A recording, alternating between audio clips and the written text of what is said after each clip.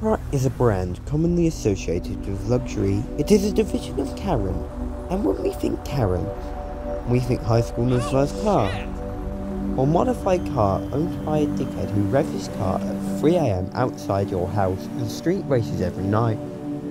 But Emperor is different. Emperor has created a separate image from Karin, and for that, I applaud them. Separating from your parent company is usually quite a challenge for most brands, such as Inverto.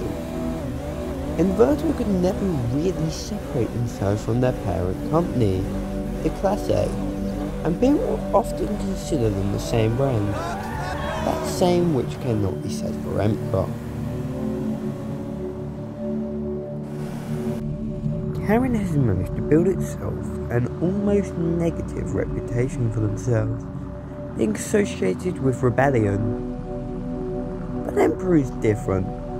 Emperor is free, with its own image of class and status, unlike Karin, which have an image which is very negative. It is not good for a luxury brand. So it is very impressive that Emperor managed to separate from them. And now we consider them two completely different fields. But let's talk about Emperor themselves. Now, being a division of Karin, you'd expect their first model to be a rebadged Karin, but in fact, it's not. In reality, it's this, the Albany Emperor. It wasn't even under the Emperor brand name at the time, but released in 1976 and was rebadged to Emperor in 1992, and was a partnership between Karin and Albany to launch the Emperor name into the American market. Karin didn't have many luxurious cars at the time, so this move made sense. It was based on the Manana and was practically just a four-door version of it, and sold decently well in the market, although probably not the best move, as it really didn't associate with Karin. Next was the rebadged Previon.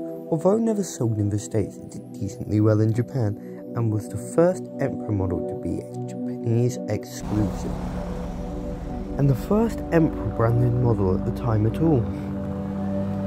Then, next came this, Emperor's first truly successful car, the Habanero. It was simply a family SUV, releasing in the perfect time.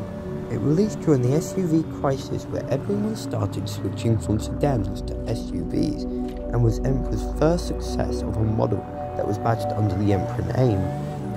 Competition at the time was short, the only real competitor being Galavanta with the Galavanta Bowler, which led to success for the brand and gave Karin the confidence it needed to keep the Emperor name running with its own models and not just rebadges, which was great success for our first launch in the US market under its own brand name.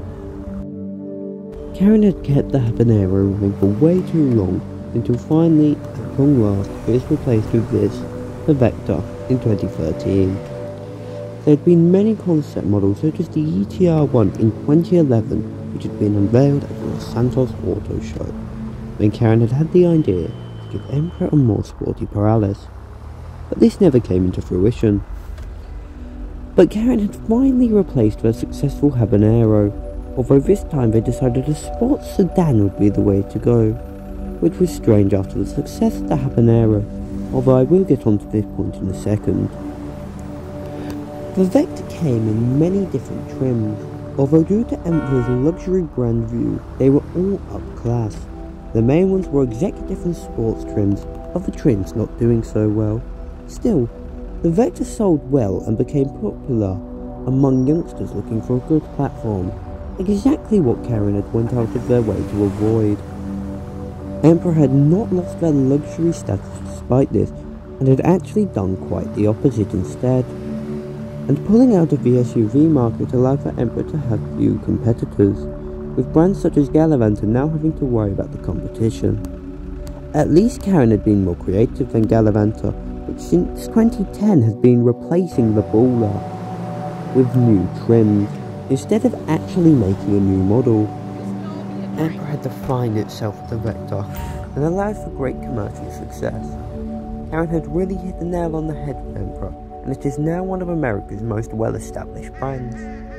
Over in Japan, the Vectra had also had great success, although in Europe it didn't fare so well. Despite this setback, the name Emperor is now synonymous with luxury and is a name recognised all over the world. And that is the story of Emperor.